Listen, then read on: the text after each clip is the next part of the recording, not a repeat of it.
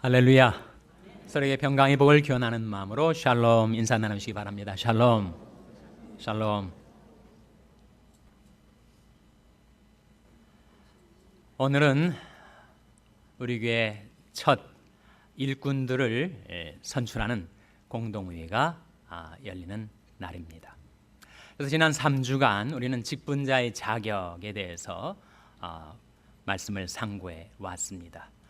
기억이 나시는지 몇 주가 지났습니다만 사도행전 6장에서 예루살렘 교회의 7 집사들을 세울 때 어떠한 이들을 찾아 교회의 직분자로 세웠는가? 3가지 자격 조건 기억하십니까? 첫째로 성령에 충만한 사람, 둘째로 지혜가 충만한 사람, 셋째로 칭찬 듣는 사람. 영성, 지성, 인성에 있어서 균형 잡힌 성숙한 인격을 찾아 교회 일꾼으로 세웠다는 거죠. 두 번째, 로마서 12장에서 우리는 직분자의 자격은 성령의 은사를 힘입어 하나님께서 하라고 하신 일에 헌신 충성하는 사람이라는 사실을 발견했었습니다. 어떤 은사를 말하는가? 예언의 은사, 섬김의 은사, 가르침의 은사, 권면의 은사, 구제의 은사, 다스림의 은사, 긍휼의 은사, 이런 은사들을 힘입어서 그 은사들을 따라서 하나님이 우리에게 하라고 하신 일, 그 일에 헌신 충성하는 이들을 교회의 직분자로 세워야 할 것을 우리가 상고해 본 바가 있습니다. 오늘은 디모데전서 3장을 통해서 성령의 열매를 맺어 우리 모든 삶의 영역 속에서 그리스도의 향기를 날리고 하나님의 형상을 증거하는 이들을 찾아 일꾼으로 세워야 할 것을 말씀해 주고 있는 겁니다. 그러면 하나님께서 우리에게 성령의 충만함을 주시면 성령 충만이 두 결과가 있어요. 성령 충만을 받으면 첫째로 우리가 성령의 은사를 받습니다. 성령의 은사란 성령께서 우리에게 새로운 영적인 재능과 능력을 부여해 주시는 것을 말하죠. 그래서 성령 충만의 결과로 성령의 은사를 받는 것 한 가지. 그 다음에 두 번째, 성령 충만의 결과로 성령의 무엇이 맺혀지죠? 성령의 열매가 맺혀집니다. 성령의 은사와 성령의 열매는 어떻게 다른가? 성령의 은사는 능력적인 겁니다. 반면에 성령의 열매는 인격적인 것입니다. 또한 성령의 은사는 주시면 받아 쓸 수가 있어요.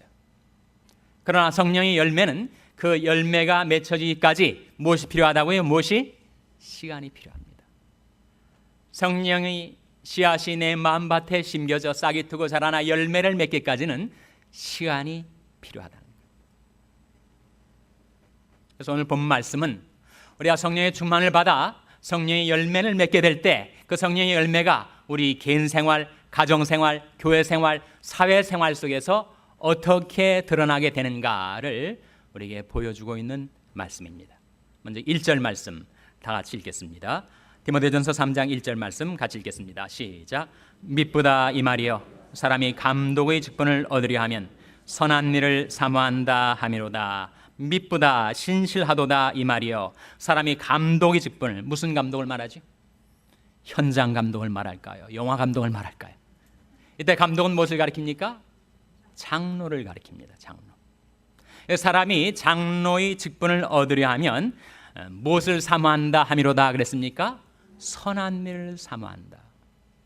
장로가 되려는 것이 무슨 사람이 아주 잘못된 야망을 품고 야심차게 행하려 하는 것으로 그렇게 배관시하지 말라는 거예요. 오히려 사람이 장로의 직분을 얻으려 하면 선한 일을 사모하는 것이라고 했습니다. 문제는 동기죠. 과연 이 장로직을 어떻게 이해하는가? 장로직을 명예직으로 이해를 하면 동기가 잘못된 것입니다. 장로직은 명예직이 아니라 무엇이라고 했습니까? 봉사직입니다. 장로의 직분, 집사의 직분을 받아서 일하라고, 봉사 일을 하라고 우리에게 직분을 주시는 거죠. 한국 교회의 병폐, 한인교회도 마찬가지. 교회의 직분을 명예직으로 잘못 이해하기 때문에 많은 문제가 거기서 생겨나는 것이죠. 어떤 사람이 나는 지금까지 몇십 년을 교회를 다녔는데 아직 장로가 되지 못했으니 손잡을 면목이 없다. 그거는 정말 문제가 아니겠습니까? 뭐 장로직이 무슨 벼슬을 하는 것입니까? 가문의 영광입니까? 장로의 직분을 얻으려 하는 것은 선한 일을 사모하는 것입니다. 그러나 그 장로의 직분을 어떻게 이해하는가?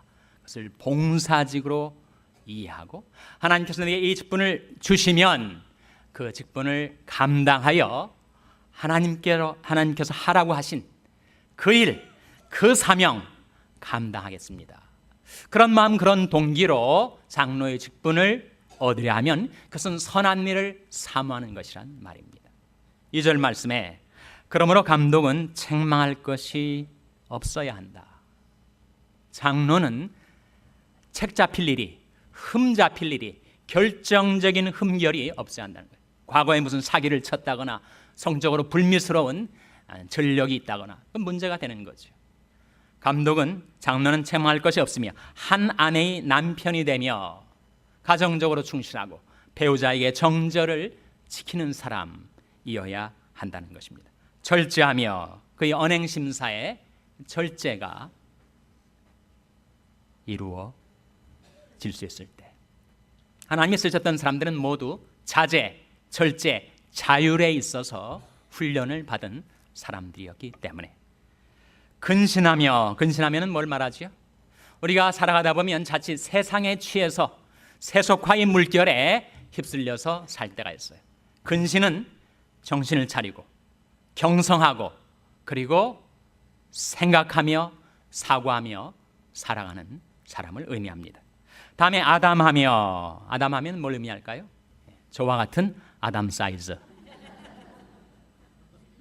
신장이 190cm 이상 되면 안 되는 그런 아담함을 의미하는 것이 아니라 이 아담이 의미하는 것은 그 인격과 삶에 규모가 있으며 균형 감각이 있으며 영어로 번역하기를 honorable 또는 respectable 사람들이 흠모하고 존경할 만한 그런 품격이 있으며 나그네를 대접하며 어려운 사람들을 돌아보고 마음을 열고 손을 펴서 도와주고 가르치기를 잘하며 교사의 은사를 받은 사람들은 잘 가르치죠. 그러나 교사의 은사를 받았거나 받지 않았거나 장로의 직분을 얻으려 하는 사람들은 하나님의 말씀을 가르칠 수 있어야 합니다. 하나님의 교회는 말씀의 교회입니다. 따라서 어떤 형태로든지 하나님의 교회를 위해서 봉사하고자 하는 자는 그 말씀에 익숙지 않으면 안 됩니다. 하나님의 말씀을 배우는 일을 즐거워하고 그 말씀을 묵상하고 자기가 깨달은 말씀, 그 말씀 따라 순종하며 실행한 말씀, 거기서 얻은 확신과 경험을 가지고 어려운 가운데 있는 이웃에게 그 말씀을 전달할 수 있는 사람, 가르치기를 잘하며 술을 즐기지 아니하며 굿하지 아니하며 폭력을 행사하고 물리적인 힘으로 다른 사람들을 괴롭히는 사람이 어떻게 장로가 될 수가 있겠어요? 이것은 꼭 물리적인 힘의 행사뿐만 아니라 그 심성이 너무 격렬한 사람, 흥분하기 쉬운 사람, 너무 과격한 사람들은 그것은 교회의 직분자로 곤란하다는 것입니다. 오직 관용한 사람, 우리 인간의 문제는 무엇입니까? 우리는 항상 이기심, 자기 중심성 때문에 자기 자신에게는 관대해요. 자기 자신에게는 한없이 관대한데 남에게는 어떤 데는 가혹할이 많지 엄격합니다. 그걸 뒤바꿔놔야 한다는 거죠. 자기 자신에게 대해서는 엄격하고 남에 대해서는 관용할 수 있는 사람, 그 입장에 서서 그를 이해하고 그리고 그를 따뜻하게 수용해 줄 수 있는 사람, 관용하며 다투지 아니하며. 교회 장로가 너무 다투기를 잘하면 곤란합니다. 사람들하고 말싸움을 하고 그리고 화를 내고 그리고 분쟁을 일으키고. 그래서 디모데후서 2장에 보면 사도 바울이 디모데에게 너는 하나님 앞에서 사람들에게 말다툼을 하지 말라고 엄히 명하라. 이것이 하나도 유익이 없고 듣는 자들을 오히려 망하게 하느니라. 교회의 중직자들은 다투지 아니하며 돈을 사랑치 아니하며, 이 3절에 보시면 두 가지 우리 실생활과 밀접하게 연관되어 있는 두 가지 문제를 다루고 있습니다. 하나는 술을 즐기지 아니하며 다른 하나는 돈을 사랑치 아니하며. 이것이 장로의 자격인데 8절에도 집사의 자격에도 똑같이 나옵니다. 8절 말씀 한번 같이 읽겠습니다. 시작. 이와 같이 집사들도 단정하고 일구 이연을 하지 아니하고 술에 인박이지 아니하고 더러운 일을 담하지 아니하고. 이 술 문제, 돈 문제가 나온단 말이에요. 술에 인박이지 아니해야 된다. 알코올 중독자는 장로가 될 수가 없습니다. 근데 우리가 이 술은 기호품이 아닌가, 생활 속에서 혈액순환을 위해서 와인 한 잔 반주로 곁들이는 것이 무슨 큰 중죄를 범하는 것이 아니죠. 그럼에도 불구하고 성경은 이 술 문제에 대해서 자신이 청산을 하지 못하면, 극복을 하지 못하면 이것이 두고두고 우리 경건 생활에 은근히 우리 발목을 붙잡고 늘어지는 문제라는 거예요. 그래서 고린도전서 6장 12절에 사도 바울은 모든 것이 내게 가나 내가 아무에게든지 제재를 받지 아니하리라, 그런 말씀이 나옵니다.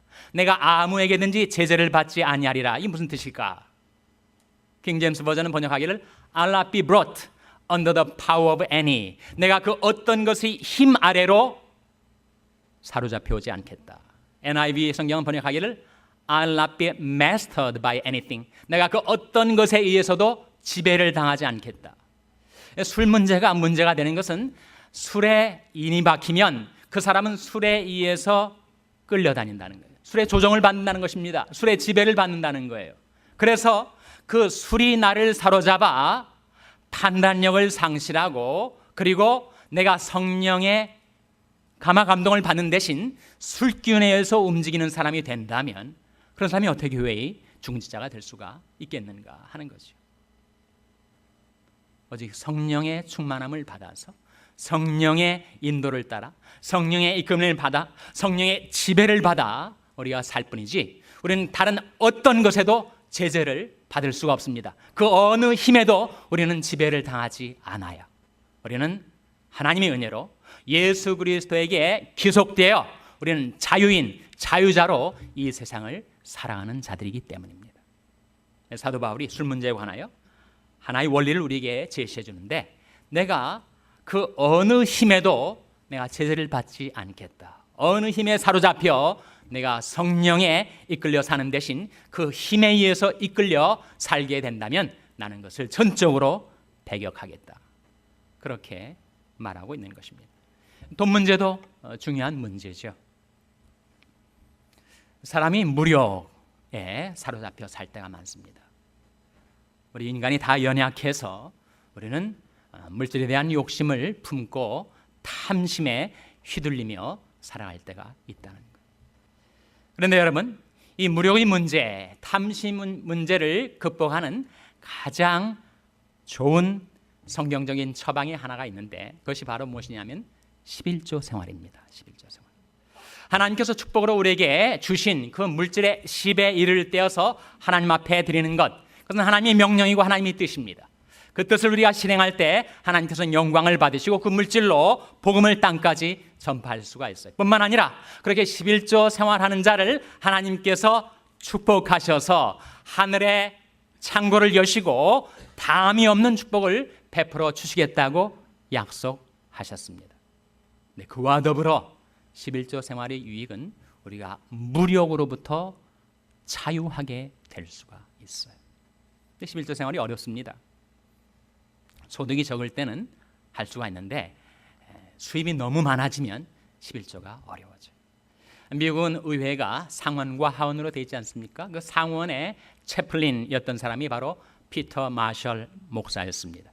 하루는 피터 마셜 목사에게 한 비즈니스맨이 찾아와서 상담을 하는 거예요. 목사님, 제가 수입이 적을 때는 11조 생활을 꾸준히 잘 했었습니다.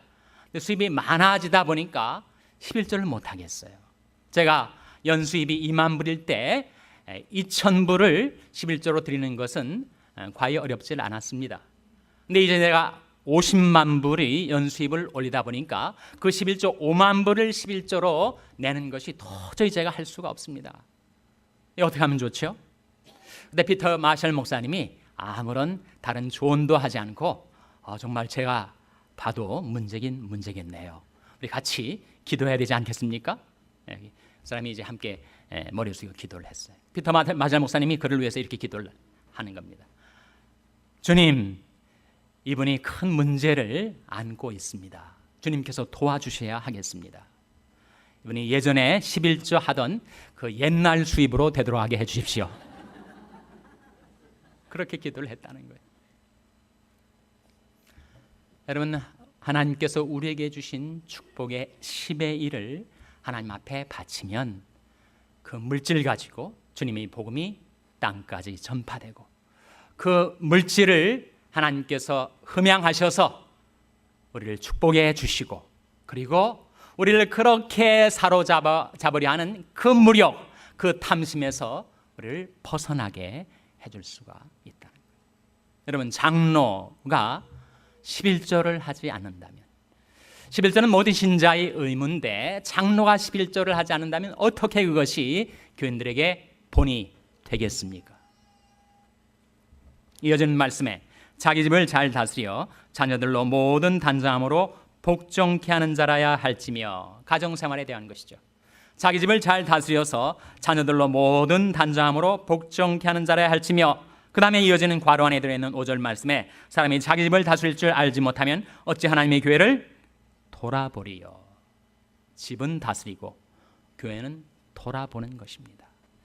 베드로전서 5장에 보면 장로인 베드로가 다른 장로들에게 이렇게 권면을 합니다. 너희 중에 있는 하나님이 양무리를 치되 부득이함으로 하지 말고 오직 자원하는 뜻으로 하며, 더러운 일을 위하여 하지 말고 오직 즐거운 뜻으로 하며, 양무리들에게, 맡기운 자들에게 주장하는 자세를 하지 말고 오직 양무리들의 본이 되라. 사람이 집사로 있다가 장로가 되면 사람이 바뀐다, 그런 말들을 하지 않습니까? 갑자기 목에 힘이 들어가고 사람들 앞에 군림하는 자세로 임하기가 아쉬운데, 주장하는 자세를 하지 말고 오직 양무리들의 본이 되라. 맡기운 자들에게 본이 되라고 말씀하고 있습니다. 새로 입교한 자도 말지니, 새로 입교한 자, 이제 갓 기독교 신앙에 입문한 자를 교회의 중직자로 세우면 어떻게 될까요? 그 사람이 아무리 그렇게 하지 않으려고 해도 자기도 모르게 그 마음이 차고해지고 교만해져서 그 결과 어떻게 된다고요? 마귀를 정죄하는 그 정죄에 빠질까 하며. 무슨 말씀입니까? 마귀가 왜 정죄를 받았죠? 하나님과 같이 되려고 하다가 그 교만죄로 인하여 마귀가 정죄를 받았는데, 새로 입교한 자를 즉각 발탁해서 교회의 중직자로 세우면 그것이 그에게도 해가 되는 결과를 낳는다는 것입니다. 7절 말씀 다 같이 읽겠습니다. 7절 말씀 시작. 또한 외인에게서도 선한 증거를 얻은 자라야 할지니 비방과 마귀 올무에 빠질까 염려하라. 외인은 누구를 가리키죠? 외인은 누구를 가리킵니까? 교회 밖 사람들, 불신 세상 사람들. 외인에게서도 선한 증거를 받아야 한다. 즉, 장로는 개인 생활, 가정 생활, 교회 생활뿐만 아니라 사회 생활에 있어서도 사람들에게 존경을 받을 만한 그런 삶을 살아야 한다 하는 것을 의미하죠. 교회 생활은 잘 하는데 교회 밖으로 일단 세상에 나가면 세상 사람들에게 손가락질 받는 그런 삶을 살고 있다면 그것은 비방과 마귀 올무에 빠지기 쉽다는 거죠. 그래서 여기서 말씀해주고 있는 이제 집사의 직분이 이어지는데, 그 집사의 자격이나 장로의 자격이나 대동소이합니다. 그 말씀이 우리에게 보여주는 바는 하나님의 교회의 중직으로 직분자로 봉사하고자 하는 자는 성령의 충만함을 받아서 성령의 열매가 맺혀져서 그의 개인 생활, 가정 생활, 교회 생활, 사회 생활에 균형과 변화와 성숙이 이루어지는 그런 사람들을 교회 일꾼으로 세울 때 그 사람들을 통해서 교회가 든든히 세워진다는 것이죠. 그래서 우리가 3주간 직분자의 자격을 우리가 말씀을 통해서 상고해 왔습니다. 첫째로 성령에 충만하고 지혜에 충만하고 칭찬 듣는 사람. 둘째로 성령의 은사를 힘입어 하나님이 하라고 하신 그 일에 헌신 충성하는 사람. 셋째로 성령의 열매가 맺혀져서 그의 개인 생활, 가정 생활, 교회 생활, 사회 생활에 균형이 잡히고 변화와 성숙이 이루어지고 하나님의 형상, 예수 그리스도의 인격, 성령의 품성들을 드러내 보일 수 있는 그런 사람. 그래서 오늘 공동회의 할 때 그 성경의 표준에 접근한 그러한 일꾼들을 교회의 직분자들로 선출하게 되시기를 바랍니다. 오늘 후보로 나오신 모든 분들이 다 선출되지는 못하죠. 선출되는 분들은 선출되지 못하는 분들을 위로해 주시기 바랍니다. 또 안 된 분들은 되신 분들을 격려해 주시기를 바랍니다. 그래서 우리 교회가 하나 되어 이 성에 하나 되어 부흥의 길, 영광의 길로 나아가게 되시기를 바랍니다. 그리고 우리 모두도 때가 되어 하나님이 우리를 부르실 때 그 부르심에 응답하여 헌신하고 우리 주님께 사랑과 충성을 다 바치며 살아가게 되시기를 주님의 이름으로 축원합니다. 기도하시겠습니다.